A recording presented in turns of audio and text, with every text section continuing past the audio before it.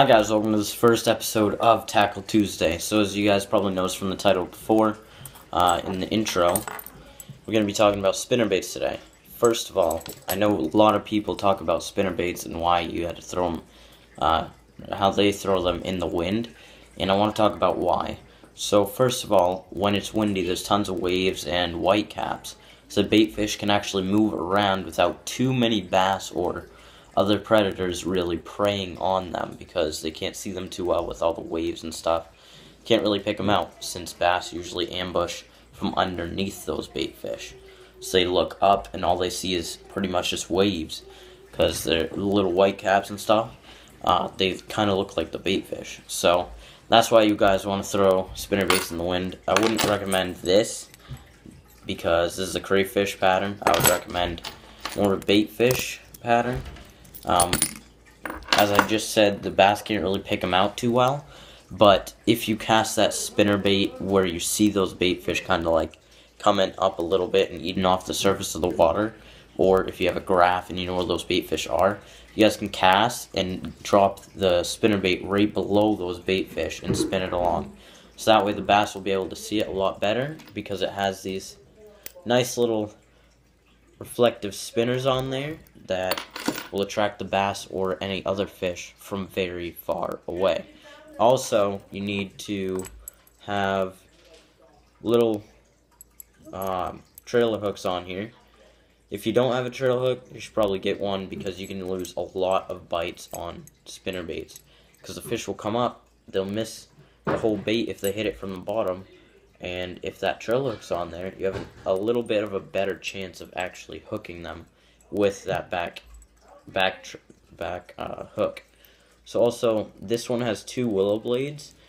If you're looking for bigger fish, like this spinnerbait I'm going to be using for pike, but if you're looking for bigger fish, I would suggest getting two willow blades on it and maybe a couple like little beads and rattles because that will also attract bigger fish from far away. I like it how this particular spinnerbait has a skirt on the back right on this trailer hook.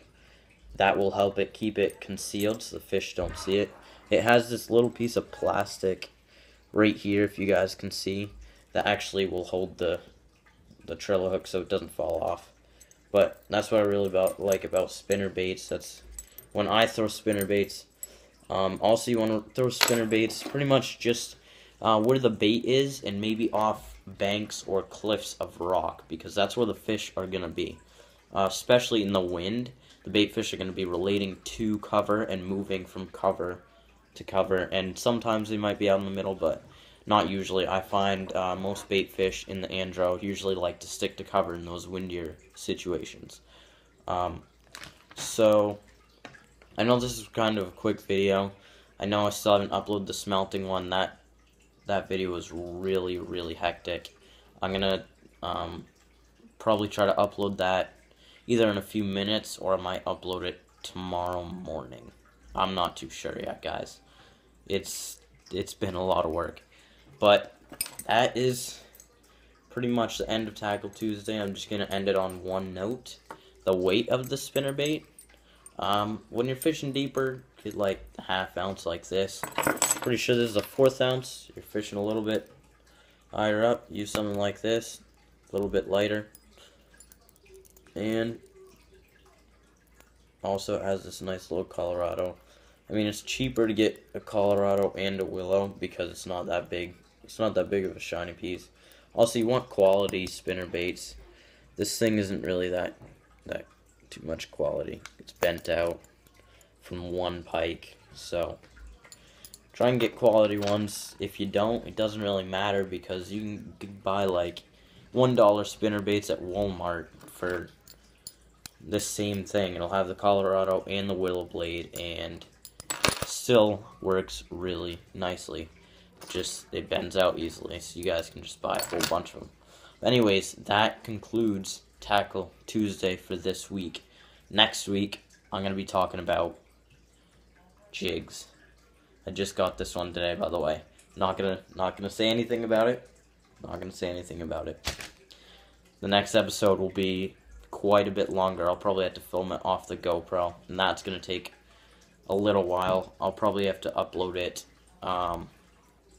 early on Tuesday. I'm not too sure about that, guys. Hopefully I'll be able to upload that smelting video soon.